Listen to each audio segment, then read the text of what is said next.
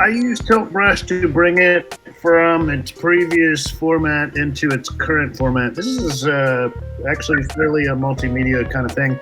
The focal point of this was actually a combination of a open source 3D scan of a human skull. So it's actually like an anatomically accurate 3D scan of a skull.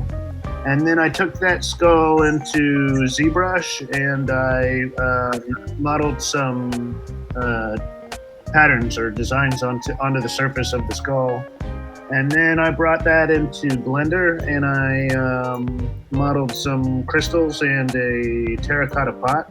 And I kind of fashioned that all together. And the original, how do you call that? The original media or intention for that design was to be a physical item. I wanted to 3D print that out, which I have. If there is some way to screen share or something like that, maybe I could send a screenshot in the group chat or something. But I've got these. They're great. It's basically like a little potter that I plant succulents or other plants in, and kind of a decorative thing that I can have around the house.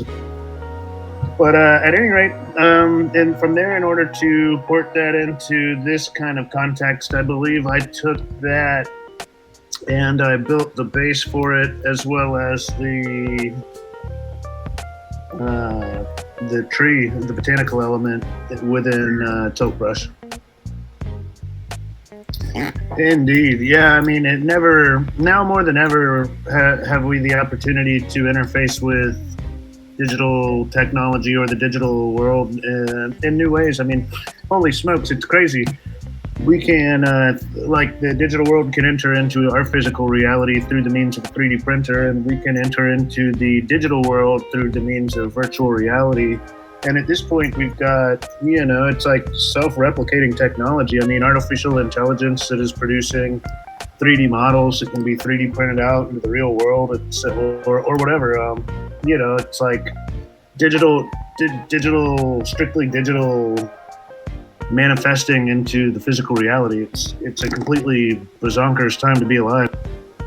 It's interesting. I mean, my dynamic is totally a constant finding a balance between wanting to, plaster a VR headset onto my face and then, running back out into the garden and smelling the fresh air, and then I really, I love swinging back and forth on the pendulum of life between the extremities, I guess.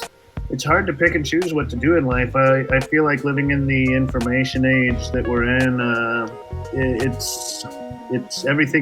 information so ubiquitous. Anything you want to do is accessible to you through YouTube. I mean, I didn't have any formal training to teach myself how to build an augmented reality mobile app. It's something that I taught myself through watching YouTube tutorials, and knowing that, like, I've also felt empowered to change my serpentine belt on my car, even though I know nothing about a combustion engine.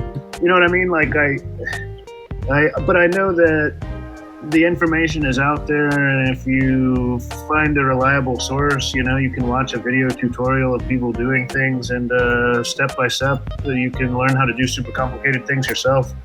And so knowing that you can do anything you want to do, I find the hardest thing to choose is what the hell do I actually want to do if I can do anything I want to do.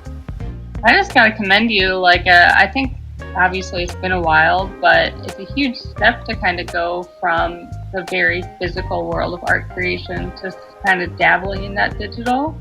And what's your favorite or least favorite part about the different medium types? Well, what I really truly love about digital media, and I guess what I would say more specifically about film or interactive media, is the ability to incorporate all the various multimedia that I love so much. Like, for instance, on my journey as an artist, like I said earlier, I just identified predominantly as a musician. And then eventually I got back into and focused more predominantly on painting and visual art. And then for a long time, I switched into doing flash cartoons and hand-drawn animations and things like that, and video editing. And but mostly, whenever I got into doing animations, it scratched an itch I couldn't have really predicted. It was the combination of combining my music and my visual artwork into these kind of like, to be honest, kind of amateur looking cartoons or animations. It was so satisfying to be able to experience it multimedia in the temporal aspect, stretched out through time, you know. And I guess that's one of my favorite things about working multimedia or in interactive media, is to be able to incorporate various things I love and just kind of smash them all together. Same, yeah. Much love, you guys. Thanks so much for coming out. It was a pleasure chatting.